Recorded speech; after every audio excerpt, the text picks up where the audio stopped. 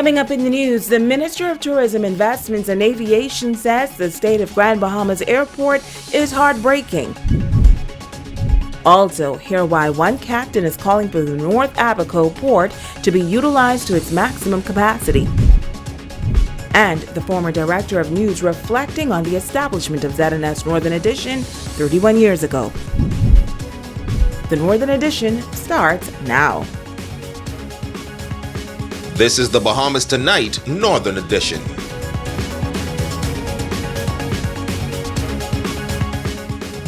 Good evening, Bahamas. I'm Shashina Roll-Farquharson. As always, it is so great to have you with us. Topping news this evening, the Minister of Tourism, Aviation and Investments making his first contribution to the House of Assembly this morning. The minister says that the time for talking has passed and it is now time for action. In this report, he says that it must be a new day for Grand Bahama as it relates to the international airport and the island's anchor hotel property. Megan Shepard reports. The Minister of Tourism, Investments and Aviation, the Honorable Chester Cooper, noting in the House of Assembly that this government is committed to the redevelopment of family island airports as they are critical for the return of tourism. While expressing his disappointment with the current state of the Grand Bahama International Airport following major destruction due to Hurricane Dorian, Minister Cooper says that it breaks his heart every time he lands on Grand Bahama. The Grand Bahama International Airport, including the air traffic control tower and the fire station, needs to be developed and will be, and outfitted with the equipment needed to do the job safely. There is no doubt that the Grand Bahama International should belong to the Bahamian people, and while we believe that the deal in place could have been improved so that there is less of a burden on the Bahamian Treasury, you will now see swift and decisive action over the next few months. The island has been without pre-clearance for some time now, following the destruction of the international airport. Minister Cooper had this update. Tied to the Grand Bahama International Airport is a U.S. pre-clearance facility that our administration hopes to be able to return to Grand Bahama once traffic improves. This is a short-term priority and more will be discussed over the next few weeks. He adds that he also met with the board of the Lucayan Renewal Holdings and commends the members for the work that they have been doing thus far. However, the investments minister reiterated his sentiments that he believes the purchase of the hotel was a bad deal on the behalf of the former government. In fact, the deal the former administration was prepared to enter into was worse than I thought. After the government pumped over $150 million into this property, the group at the table wanted a loan from the government to develop the property, which they were only interested in developing during the second half of the decade. Megan Shepard, ZNS Network News. Well, the COVID emergency orders have governed the country for the past 18 months now, outlining rules and restrictions as it relates to stopping the spread of the deadly virus. However, those orders are set to expire in a matter of days. The Minister of Health and Wellness tabling two new pieces of legislation today that will govern the handling of the pandemic going forward. The Minister of Health and Wellness, the Honorable Dr. Michael Darville, during his contribution in the House of Assembly, noting that the existing emergency orders implemented by the former government are set to expire as of November 13th. Minister Darville noting that these orders will officially be replaced by two new legislative rules, namely the Health Service COVID-19 Prevention and Management of Community Spread Rules 2021 and the Health Services COVID-19 General Rules 2021. The second set of rules, called the Health Services COVID-19 General Rules 2021, speak to the management of COVID-19 in the country, essential COVID-19 protocols, COVID-19 testing supplies, facilities, and reporting of results. It also outlines the process regarding enforcement of these rules and the penalties for non-compliance. Another important component of these rules is the appointment of an advisory committee that will be comprised of experts in epidemiology, supply management, logistics, health service administration, and public health, among others. Since coming into office in September, the Progressive Liberal Party has eased a number of rules and restrictions. Minister Darville noting that, despite the changes, the number of COVID-19 positive cases are still decreasing. And in recent weeks, the COVID cases counts and the nation positivity rates have been falling. On Saturday, for example, there were 11 positive cases of the 385 PCR tests conducted, for a positivity rate of 2%. This represents extraordinary progress. We are pleased to note that this improvement took place despite the changing the curfews that they said caused the spikes in the cases. Instead, the opposite happened.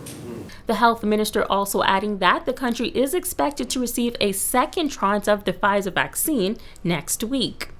We are also negotiating with the United States and via other diplomatic channels to bring into country the Pfizer-approved vaccine for children under the age of 12. Vaccine uptake among children and teenagers will help to pave the way to a safe reopening of our schools. But I want to be clear that this vaccine will be made available to children should their parents request it. I want to say that again. It's not mandatory. It is important that the parent approve. Megan Shepard, ZNS Network News. Well, also from Parliament tonight, the Minister of State in the Office of the Prime Minister, the Honorable Miles LARODA, giving an account of areas under his portfolio. We have this report. In his first contribution in Parliament, the Minister of State in the Office of the Prime Minister, the Honorable Miles LARODA, gave an update on NIB in New Providence, Grand Bahama, and ABACO. And to be quite blunt, it's totally unacceptable, not only for the visiting public, but for the employees of those institutions. The minister says he met with staff at BIS on his recent trip to Grand Bahama, but here's why he says it is a new day at BIS. Madam Speaker, I congratulate Elcourt Colby on his appointment as director at BIS. When it comes to ZNS, he says a new chairman and a board of directors are already in place. I would also like to inform the staff at BIS that this government has taken the bold decision to move BIS towards an institution where its employees would become permanent and pensionable. The minister, who is also responsible for NEMA and the DRA, also toured ABACO and the Keys, as well as East Grand Bahama, and witnessed firsthand the devastation of Dorian that remains. The individuals will be gazetted shortly. The work will begin immediately to solidify BCB as the leader in broadcasting and entertainment in both radio and television in the country. I have received many complaints with regards to the physical conditions and low employee morale at the BCB.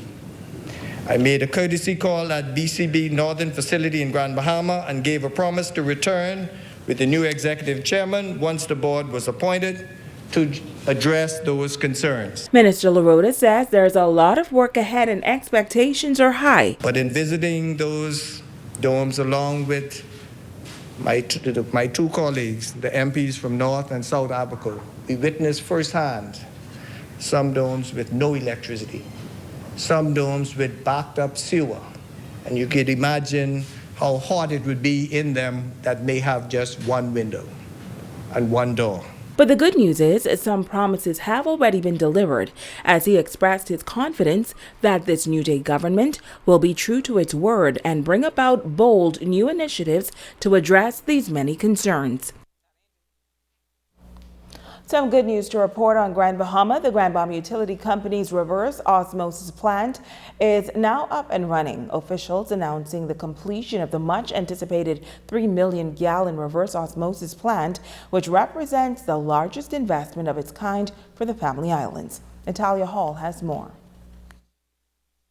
The Grand Bahama Utility Company's reverse osmosis plant will bring about full restoration of water potability to customers on Grand Bahama. Officials say they will test and monitor the quality of the water for 30 days as required by regulatory protocols. And during that period, the 25% discount will remain in place, and the company will still provide free drinking water via the water depots. The utility company's investment in the plant comes on the heels of catastrophic Hurricane Dorian, one of the strongest on record. The storm caused $3 million in damage to the utility company infrastructure, dumping 4 feet of floodwater at Wellfield 1 and 3, and 21 feet of flooding over an extended period of 36 hours at Wellfield 6, which supplied over 60% of the island potable water supply. Director of Operations Filcher Grant, noting that the completion of the reverse osmosis plant marks a milestone achievement. She says while it has been a costly journey, she understands how difficult and taxing this ordeal has been for residents, but says they are pleased to have achieved this very important milestone not only for the Grand Bahama Utility Company, for those living on Grand Bahama as well. Italia Hall, ZNS Network News. In other news, a captain with 20 years experience is calling on the government to take a serious look at the North Abaco Port project. Tonight he shares who stands to benefit, as he says there's too much misinformation surrounding this multi-million-dollar state-of-the-art port. It is a $39 million port in North Abaco constructed in Cooperstown. Once completed, it was announced that the 45.4-acre state-of-the-art port facility was expected to generate dozens of jobs and create new business opportunities in the growing North Abaco community.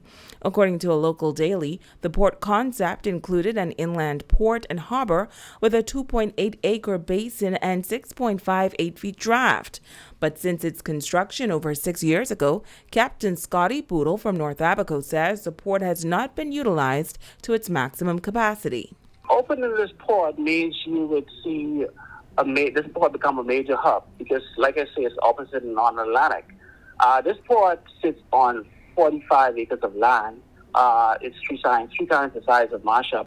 The port has 3 warehouses. The total capacity of warehouses is about 22,533 square feet of warehouses. Right now, based on what happened in the shipping world right now, traffic is majorly backed up in the Pacific, California, as well as the Eastern Seaboard. Now, which means that a lot of the 3,000-ton ships can come into this port, and we have the capacity here to berth those vessels at 11-foot draft. And he says with all of the challenges happening globally with transshipment, now is the right time to take advantage of this opportunity, as he shares how Grand Bahama also stands to benefit. The location is this port right now, from North Abaco Port to Sandy Point, is a 2-hour drive. From this port to Crown Haven, it's about a 20-minute drive, 35 minutes to McLeanstown, 1 hour into Freeport. So you will find that Grand Bahamians would benefit from the activation of North Abaco Port, and it will do actually the same thing that Baker's Bay is doing right now, employing the Bahamas, but mainly Abaconians and Grand Bahamians. With the possibility of hundreds of persons employed and spin-off opportunities, according to Captain Boodle, here's how he maps out who can be targeted for the North Abaco Port. We would target, the market we'll target right now is the European cargo that has to work its way west. The Asian cargo would find its way into Panama Canal. We will become a hub between Panama and North Abaco Port. It's a 3.5-day voyage. We'll commence bunkering off port. We'll do pretty much the shipping, become a major shipping route, and we could do a lot of employment right now. With 20 years' experience having sailed the North Sea, the English Channel, the Bay of Biscay, the North Atlantic, the Gulf of Mexico, and the Caribbean Sea, he says there is too much misinformation surrounding the North Abaco Port, and he's making this appeal to the powers that be. My appeal to the government, let's activate North Abaco Port. Let's look at what we have. Let's look at the facts that's on the table.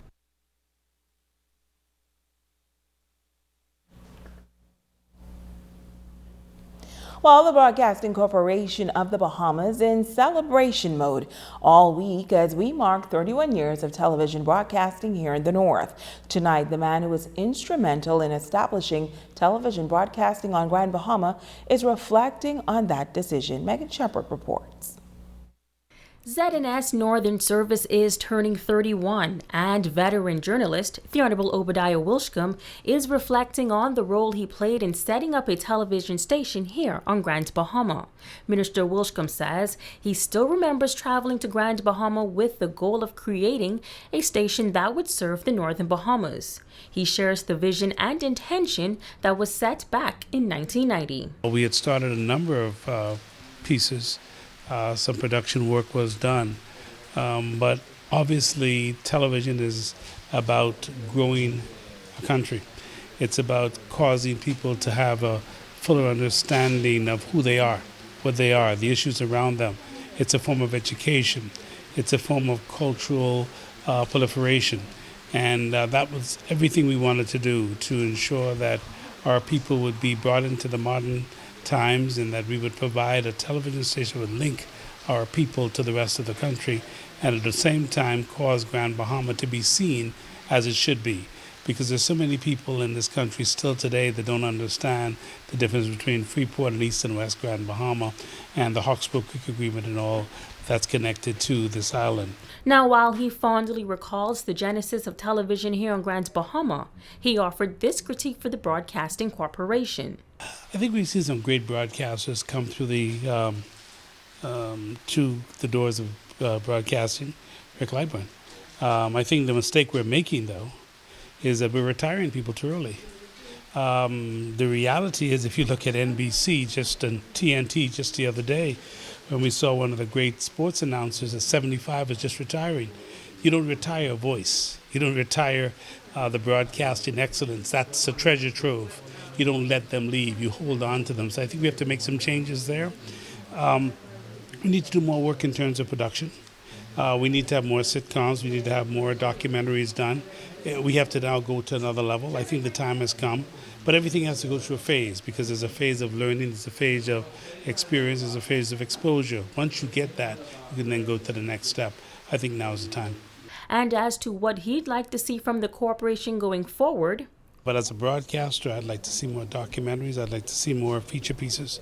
I'd like to see us consider the fact that we need to be telling our story a bit differently, a bit more historical stuff. And I think we allow too much airtime to go free. Not used.